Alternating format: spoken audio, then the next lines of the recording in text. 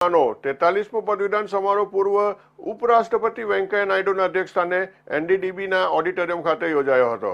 આ પદવીદાન સમારોહમાં ઇરમાના વિવિધ વિદ્યાશાખાના સ્નાતક અને અનુસ્નાતક કક્ષાના 303 વિદ્યાર્થીઓને પદવી તથા 2 તેજસ્વી વિદ્યાર્થીઓને સુવર્ણચંદ્રક એનાયત કરવામાં આવ્યા હતા। ઇરમાના પદવીદાન સમારોહમાં પૂર્વ ઉપરાષ્ટ્રપતિ વેંકૈયા નાયડુએ વિદ્યાર્થીઓને અભિનંદન પાઠવતા જણાવ્યું હતું કે અથાગ પરિશ્રમ અને આપના માતા પિતાના આશીષથી પ્રાપ્ત થયેલા ડિગ્રી દ્વારા આપના ક્ષેત્રમાં ઉત્તમ કાર્યોની, રાષ્ટ્રની સેવાની અને રાષ્ટ્ર નિર્માણના કાર્ય કરવા હવે આપ તૈયાર થયા છો। વિદ્યાર્થીઓને તેમના જીવનમાં સિદ્ધાંતો અને મૂલ્યોને પ્રાધાન્ય આપીને માત્ર વ્યક્તિગત સફળતા નહીં પરંતુ એક આખા સમૂહની સફળતાને ધ્યાનમાં રાખીને કાર્ય કરશો તો ખૂબ જ શ્રેષ્ઠ પરિણામ મેળવી શકશો તેમ એમણે જણાવ્યું હતું।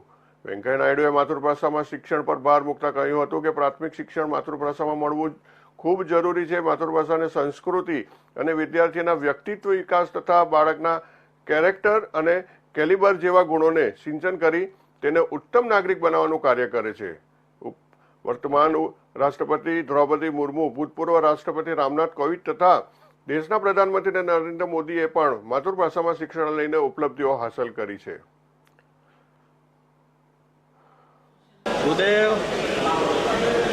डेवलपमेंटल स्टडी देख के और स्टूडेंट्स और स्टाफ इस तरफ एक सुहृद भाव वातावरण में काम कर रहे, शांति से पढ़ रहे और आगे बढ़ने के लिए कोशिश कर रहे, इससे मैं बहुत आनंद हूँ।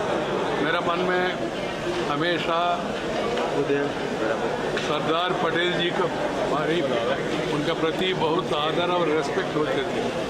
उनके इलाके में आज आके और दोबारा इरमा इंस्टीट्यूशन में दीक्षांत समारोह में भाग लेना और स्टूडेंट्स को ये सर्टिफिकेट्स वगैरह देना मुझे बहुत आनंद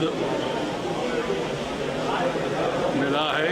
और जैसा मैंने कहा, यहाँ आके इन बच्चों के साथ थोड़ा समय बिताने के बाद, इंस्टीट्यूशन को प्रगति देखने के बाद मन में और भी आनंद आया, उत्साह आया। मैं सचमुच में खुश हूँ। Thank you very much. नमस्कार।